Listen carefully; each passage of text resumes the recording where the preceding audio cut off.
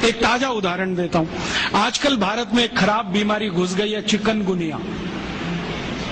लाखों लोग प्रभावित हैं। मैं 6 महीने से गांव-गांव घूम के उसका इलाज कर रहा हूं और आपको सुनकर ताज्जुब होगा, ज्यादा लोगों को इलाज में मैं एक ही बात बताता हूं, तुलसी का काढ़ा पी लो, नीम की गिलोय होती है ना, उसको भी उसमें डाल लो, थोड़ा सूंठ डाल लो, थोड़ी छोटी पीपर डाल लो, बस ये 4-5 चीजें, और थोड़ा गुड़ डाल लो, क्योंकि ये कड़वा इतना है कि पी नहीं पाओगे। इतने मात्र से 3 खुराक में बीमारी ठीक हो रही है।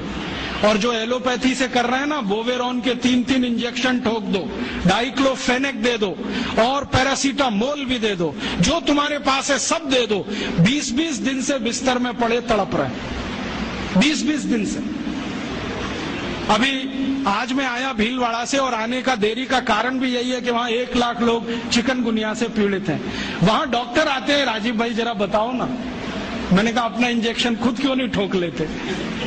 कहते हमें मालूम है इसके साइड इफेक्ट क्या है। तो पेशेंट को क्यों नहीं बताते? इतने हरामखोर हो, तुम्हें मालूम है कि इसका साइड इफेक्ट क्या है? बोवेरॉन लगाएंगे तो क्या होने वाला है? मुंह में छाले हो जाएंगे, गले में छाले हो जाएंगे, अल्सर भी हो सकता है, तुम जानते हो, फिर पेशेंट को क्यों नहीं बताते? ये हरामखोरी तुम में कहां से आ गई?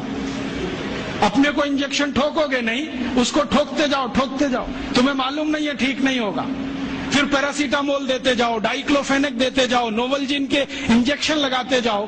और दुर्भाग्य से एलोपैथी ने ये सब नाम 20 साल पहले बैन कर दिए।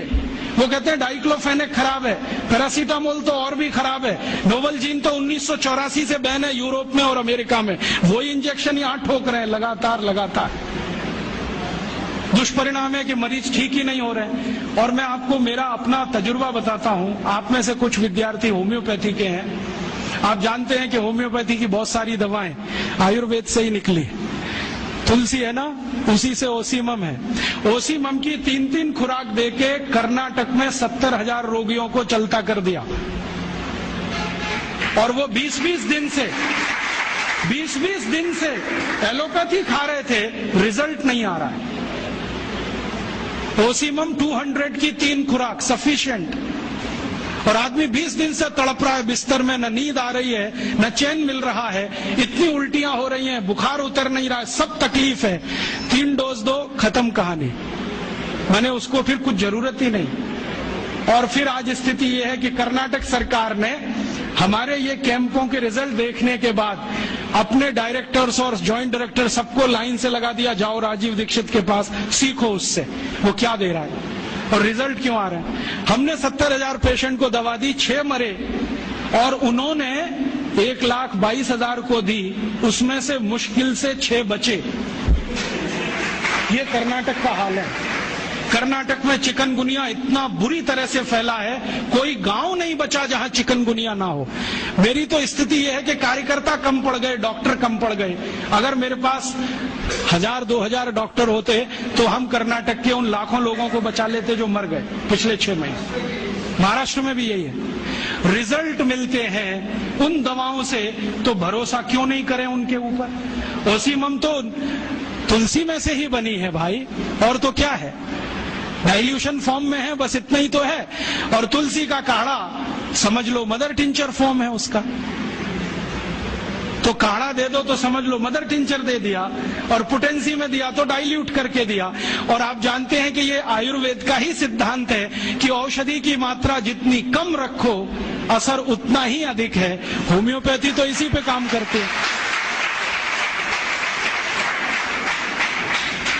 तो अपने विज्ञान में दम तो है, अपनी विद्या में दम तो है, बस इसका प्रचार करने की बात है। प्रचार कौन करेगा? आप करेंगे।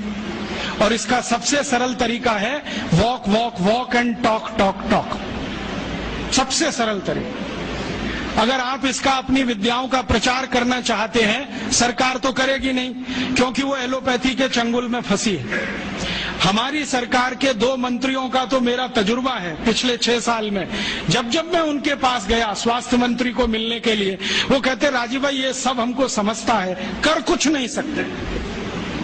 क्योंकि ऐसा जकड़ के रख लिया है।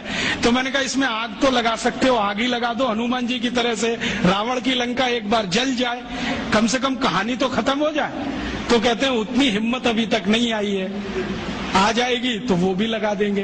तो उनमें तो आने से रही, क्योंकि वो तो फंसे हैं अपने स्वार्थ में। आप इसको तैयारी करो, एक ना एक दिन ये विदेश से आई हुई चिकित्सा पद्धति के तंत्र को ऐसे ही उखाड़ के फेंकना है जैसे ईस्ट इंडिया कंपनी को उखाड़ के फेंका था हमने।